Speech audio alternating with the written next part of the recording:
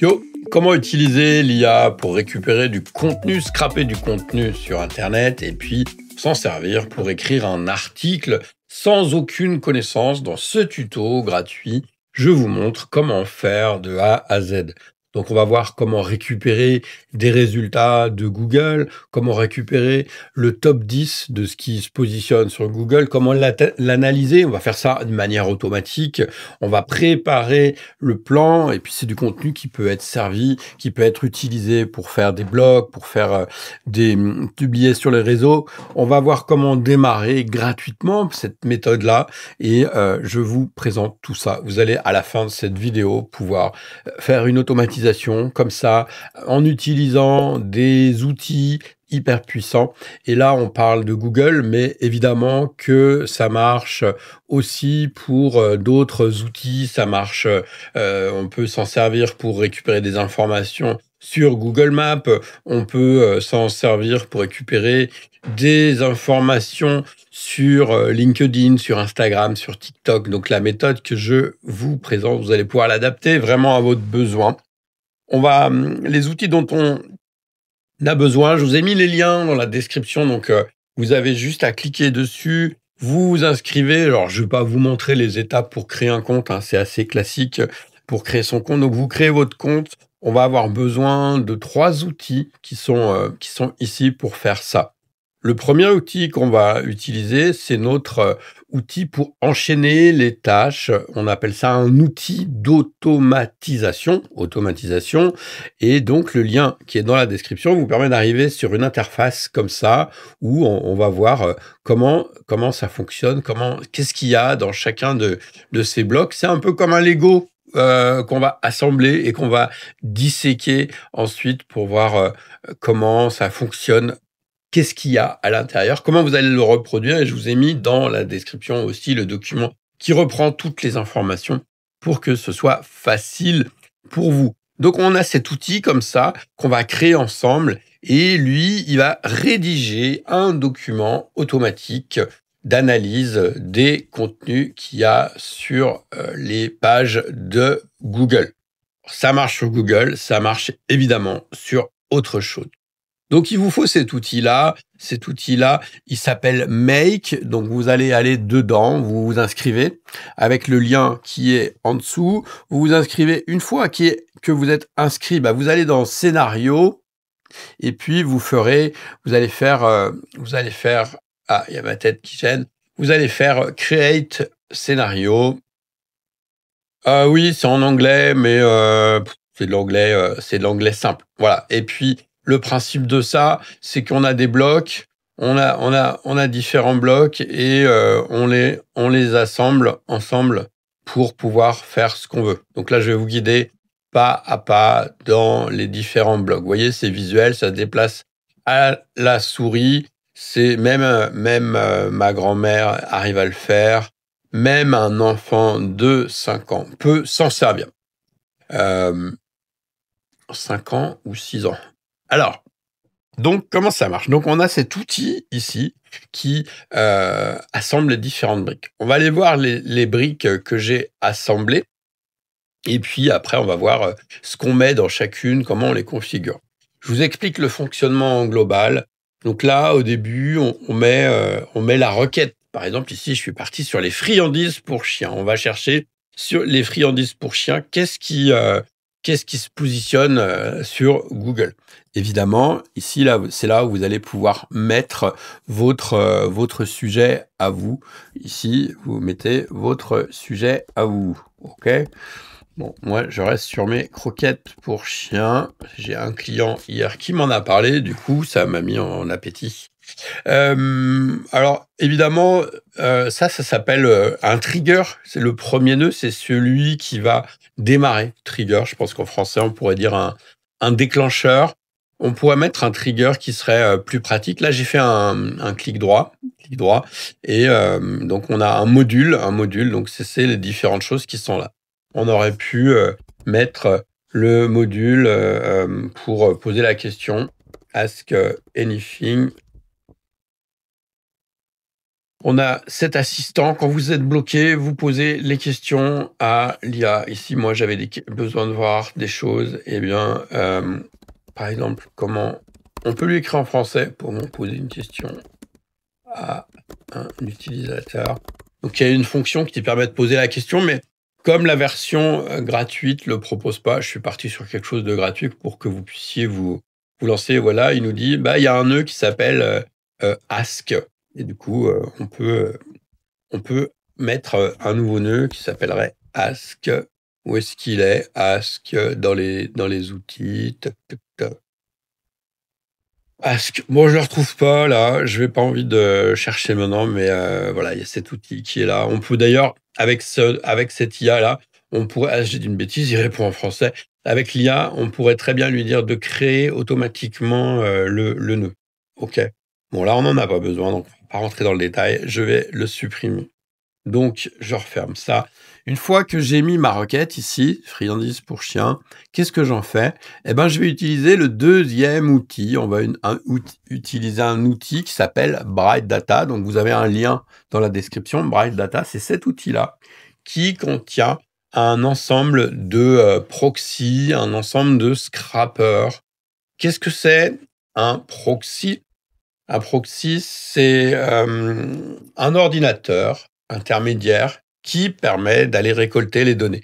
Et en plus, comme le web est de plus en plus protégé, vous savez, les fameux CAPTCHA à résoudre, là, les énigmes, des fois, si vous utilisez un logiciel classique, vous allez être bloqué et vous n'allez pas pouvoir récupérer la page parce que le site web en face se détecte que c'est un robot et il va pas vous laisser passer. C'est pour ça qu'on utilise des proxys et des web scrappers qui sont équipés. Donc les proxys ont nous on utilisera le SERP API. SERP, c'est la Search Engine Result Page, c'est les résultats de la page de recherche de Google. Donc ça, c'est ce qui nous permet d'utiliser Google. Et on utilisera un autre, le Unlocker API, pour récupérer des informations sur des sites qui sont protégés. Ça peut aussi servir, là dans le cas que je vous montre, on va pas scraper tout un site web, on va scraper plusieurs sites, mais dans les cas où on scrape un site web de manière récurrente pour par exemple récupérer tout un catalogue, à ce moment-là, il peut y avoir des filtres côté serveur pour dire ah non, telle IP, elle a accédé, nous a récupéré 20 pages, 30 pages, on la bloque. Et bien justement, avec ce Unlocker API, il y a des rotations d'IP, d'adresse IP, ce qui fait que c'est jamais le même serveur qui pose la requête, ce qui fait que ça passe et que on peut contourner. Est-ce que c'est légal? Est-ce que c'est légal? Google et ChatGPT sont les plus gros scrappers du monde. Voilà. Donc ChatGPT, toute la connaissance qu'il a emmagasinée, qu'est-ce qu'il a fait? Il a récupéré, il a scrappé toutes les données d'Internet pour en faire sa base de connaissances. Et Google, c'est pareil. Donc, est-ce que c'est légal? Si vous en faites un usage pour récupérer de l'information, il n'y a aucune contre-indication. Après, si vous commencez à faire des trucs sombres, etc., on entre dans un autre sujet. Et là, je vous laisserai arbitrer vous-même. Et les web scrappers, eh bien, on a des sites web spécialisés, comme par exemple TikTok, comme LinkedIn, qui, eux, ont des protections supérieures ou des formats de données vraiment complexes. Et là, on passe par ces scrappers spécialisés pour aller récupérer les données. OK? Donc, c'est pour ça que ici, dans notre cas, nous, on utilise le scrapper de Google et après, on utilisera le Web Unlocker. Mais si vous utilisiez cette automatisation-là avec LinkedIn, eh bien, vous utiliseriez un scrapper spécialisé. Donc, vous allez installer Bright Data et puis vous allez créer votre clé. Vous allez ici dans Proxy et puis vous allez faire Add et vous allez ou là, eux ils appellent ça des zones et vous allez faire ici Create Zone. Ça vous crée une zone comme ici, là, moi j'en ai plusieurs. Et ça vous donne une clé, une clé API. Donc c'est la clé que vous allez mettre dans l'outil et que vous met ici. Là, je vais pas aller là parce que... si, on peut aller là. Donc là, vous voyez, il y a ma connexion qui est là. Si jamais quand la première fois que vous utilisez, vous allez faire créer une nouvelle collection. Ce qui peut être bien, c'est de la nommer parce que vous risquez de vous paumer. Et c'est là, vous avez la clé. Donc ici, ils appellent ça une API token. Donc c'est la clé qui vous permet, qui vous donne l'autorisation d'utiliser cet outil. Donc vous mettrez votre clé. Là, donc moi, comme j'en ai plusieurs ici, j'ai choisi celle qui m'intéresse. Ici, pour aller récupérer les infos de Google, on utilise donc le SERP API. Donc vous mettez ça. Et puis, ici, les choses qui sont fixes. Donc là, dans le format, vous avez soit le format brut, soit le format JSON. Donc nous, on va utiliser JSON. JSON, c'est quoi? C'est juste un format structuré avec des accolades, des guillemets, des virgules. Peu importe à ce stade. On a différentes méthodes pour accéder aux informations. Donc là, nous, on utilise la méthode GET et on a dit qu'on allait récupérer les données de France. Évidemment, si c'est un autre pays, vous adaptez. Et ici, on a notre requête. Donc, on voit l'URL de Google. On met ça, search, Q, on met la query. La query, donc c'est la requête. Et là, on colle le mot-clé qui est ici. Donc, comment on fait? Donc là, plutôt que de mettre ici le mot-clé que vous voulez rechercher, on passe par une variable. Une variable, c'est ça. Donc c'est quelque chose qui est variable. Donc elle a un nom et elle a un contenu. On voit que ma variable, je l'ai appelée mot-clé. Si je retourne ici, mot-clé et sa valeur, c'est friandise pour chien. OK. Donc, si par exemple je voulais changer, hop, voilà, elle est là. OK. Bon, là, ça n'a pas de sens. Il ne faut pas faire ça parce que la requête serait mal formatée. Donc, je l'efface. OK. Donc là, on a ça. Ici, ce petit e-commercial, etc., je dis simplement que je veux les résultats sous forme JSON, donc format structuré. Et num égale 2, là, c'est pour la démo. Je ne veux que 2 résultats de Google. Donc, il va avoir les 2 premières pages qui rentrent. Je pourrais mettre de manière plus réaliste 10 pour avoir les 10 premières. Mais je peux en mettre 20, 30, 40, 50, etc. OK? Donc ça, c'est ces 2 nœuds-là. Donc là, ici, on met la variable. Ici, on l'envoie au scrapper Bright Data. Il va récupérer les données de Google. Après, on va le lancer. Comme ça, vous aurez une démo directement en live. Le nœud suivant ici, qu'est-ce qu'il fait? Il va créer une structure de données. En fait, je vais simplement demander d'extraire ce qu'il y a dans ce nœud-là et de récupérer juste une sous-partie. On voit ici que le nœud Bright Data, il me renvoie des réponses. Il y a différents champs. Par exemple, il y a les headers, c'est les en-têtes de la requête, et moi, ça ne m'intéresse pas du tout, j'en ai pas besoin.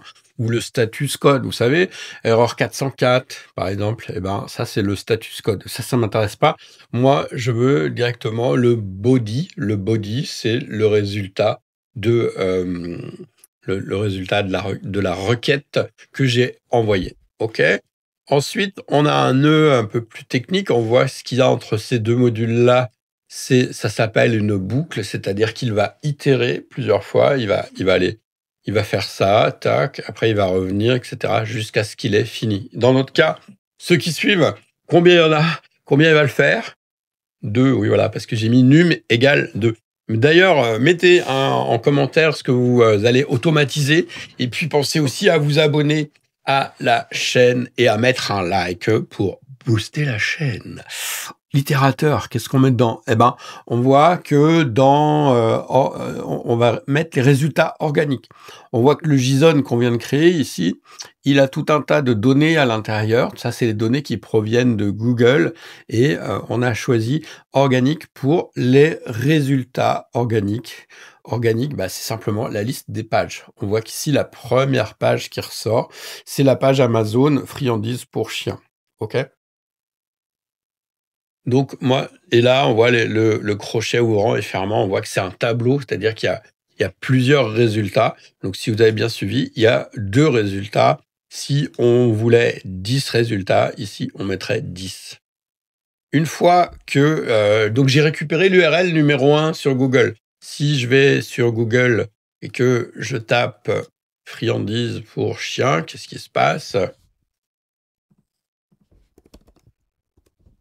Si je mets friandise pour chien, et ben voilà, on voit que j'ai ça. La première qui trouve, apparemment, ça doit être celle-là. Tac. Revenons à nos moutons. Ici, donc j'ai cette URL. Bah, qu'est-ce que j'en fais? Je vais utiliser mon deuxième scrapper Bright Data. Vous vous rappelez ce que je disais ici, c'est qu'il y a différents scrappers. Là, on a le scrapper pour Google, et là, c'est le scrapper plus général qu'ils appellent le Web Unlocker. Donc, quand vous allez vous inscrire gratuitement avec le lien que je vous ai mis, vous avez un certain nombre de requêtes qui vous permettent de faire des tests. Évidemment, si après vous voulez utiliser ça en prod, vous prenez un abonnement, c'est pas très cher, et vous payez aux milliers de requêtes, et vous ne payez que pour les requêtes qui ont abouti. Voilà, donc vous allez vous en tirer peut-être pour 10 balles ou 20 balles par mois en fonction du volume. Évidemment, si vous faites des milliers de pages, ce sera plus cher, mais pour des besoins courants, c'est assez raisonnable. Là, on lui dit, j'utilise donc le Web Unlocker, j'utilise la même connexion que tout à l'heure, hein, c'est la même connexion. Donc ma zone. Et là, je lui dis, je passe l'URL. Donc, on voit qu'elle est ici. Donc, l'URL, elle s'appelle link. C'est ça que je passe. Si je voulais passer title, ce qui n'a aucun sens, mais voilà, je ferais ça. OK? Là, je veux pas passer title. Pareil que tout à l'heure, je veux récupérer le résultat au format JSON. J'utilise la méthode get et on est en France. OK? C'est-à-dire qu'il va utiliser un proxy français. Si on était sur un autre pays, on changerait ça. Une fois que j'ai récupéré cette page, en fait, je vais récupérer un gros morceau HTML qu'on peut voir ici ou pas. On peut sans doute pas le voir parce que donc on le voit ici. Pardon. Est-ce qu'on peut? On voit le début, il nous montre que le début, mais vous savez, le HTML, doctype, etc.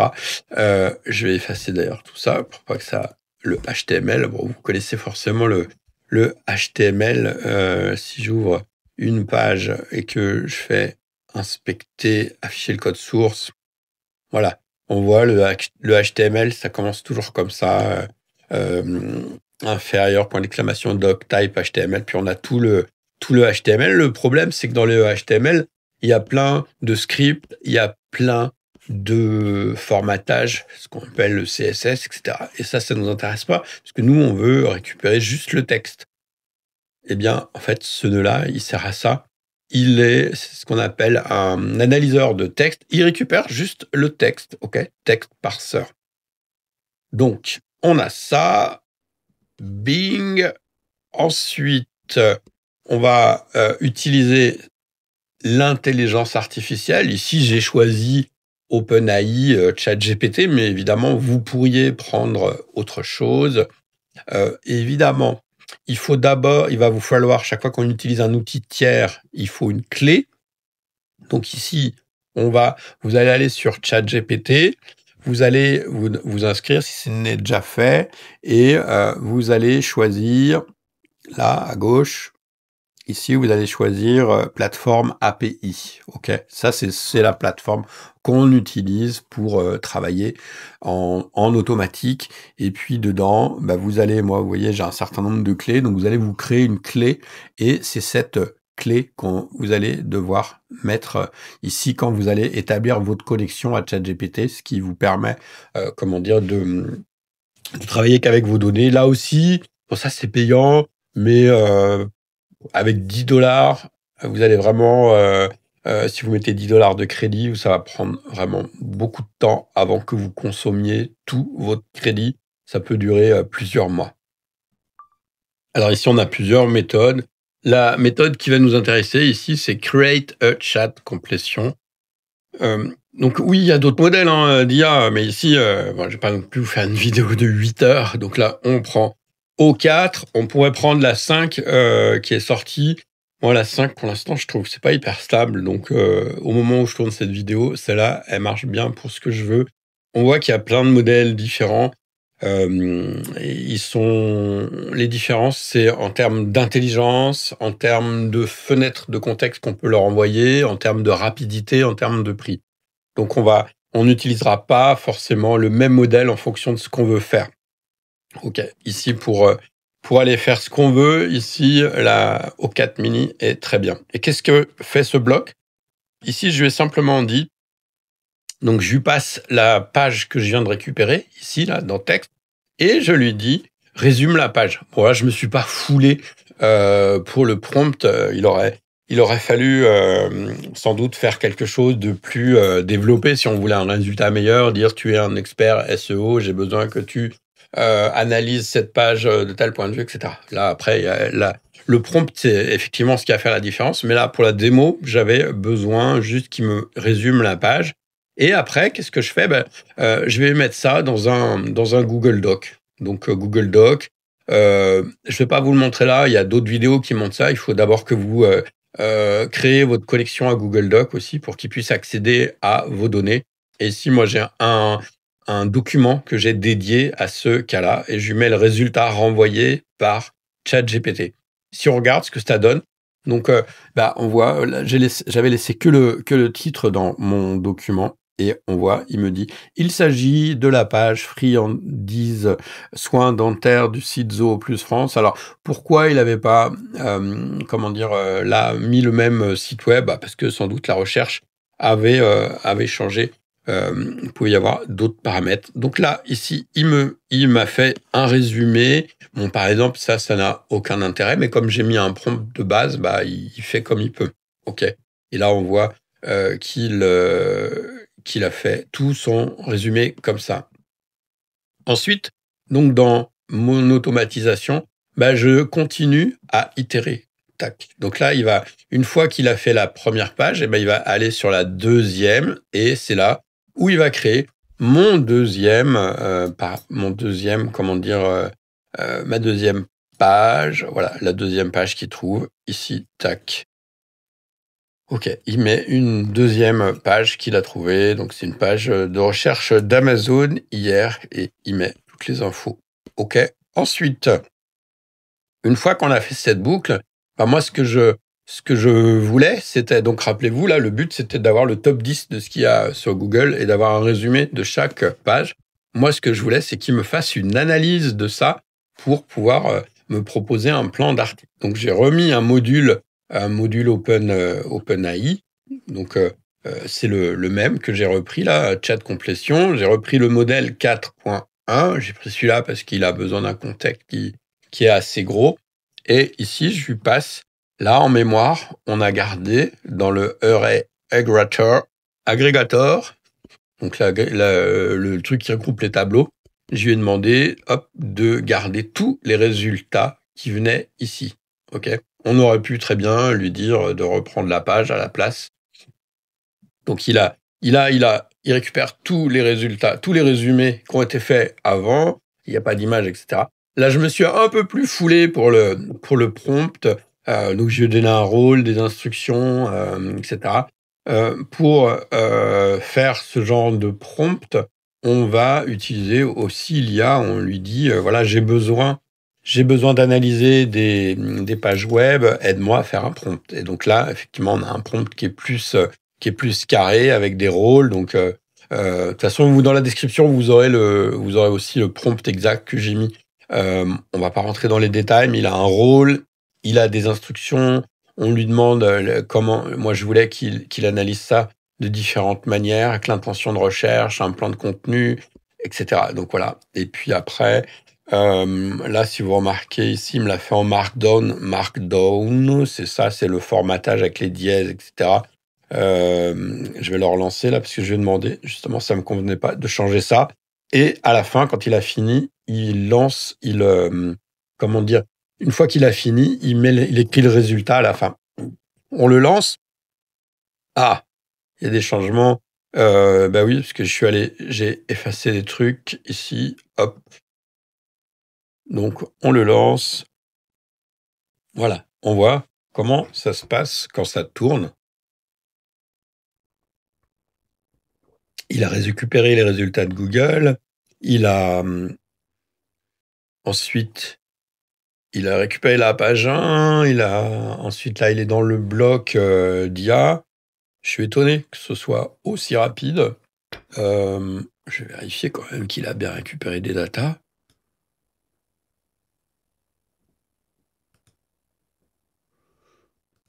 Ah mais ouais, il les a récupérés hyper rapide. Ok, je suis surpris. D'habitude, ça prend plusieurs secondes. Là, il a été très vite. Donc on voit, on est au premier passage de la boucle. Hop.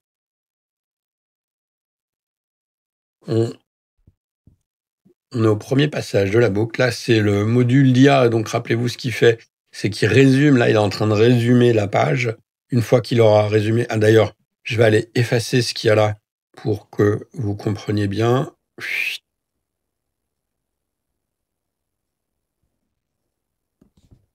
Voilà, j'ai tout effacé. Donc là, il est encore dans le module d'IA. Là, par contre, autant celui-là, il a été hyper rapide. Ah bah voilà, il a été là. Donc si je retourne dans mon document, hop, voilà, il m'a fait le résumé de la page Zoho+. OK. Ensuite, qu'est-ce qu'il fait? Il passe à la suite. Donc là, il a été récupéré la deuxième page. Donc je crois que c'est une page Amazon. Il a transformé le HTML en texte. Là, il a analysé. Et là, il a ajouté ici sa deuxième page. Voilà, on voit la deuxième page ici. Tac. Alors, j'aurais pu mettre ça un peu plus en forme en lui demandant de mettre des titres, etc. Évidemment, vous le faites à votre sauce après. Et là, du coup, il en est à l'analyse SEO. Donc, vous vous rappelez, c'est le prompt qui est un peu plus détaillé. Il analyse toute la page et il mettra le résultat ici. Vous êtes abonné à la chaîne, vous avez mis un like, un commentaire, vous avez dit ce que vous automatisez. Et hop, voilà, ici, on voit le résultat de son analyse. Hop. Bon, j'avais mis de formater en HTML, mais ça marche pas. Ça marche pas, là, il a pas analysé. Vous vous rappelez, ici, là, j'ai envie de mettre mes résultats en HTML, mais c'est pas mieux. Bon, ici, on va juste mettre...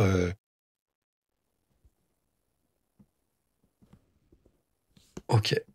Là, c'est pas grave, c'est pour une démo, mais du coup, là, ce serait pas lisible. Il a pas analysé, ou alors il y aurait quelque chose d'autre à régler. Bon, peu importe. En tout cas, on voit bien que ce qu'il m'a...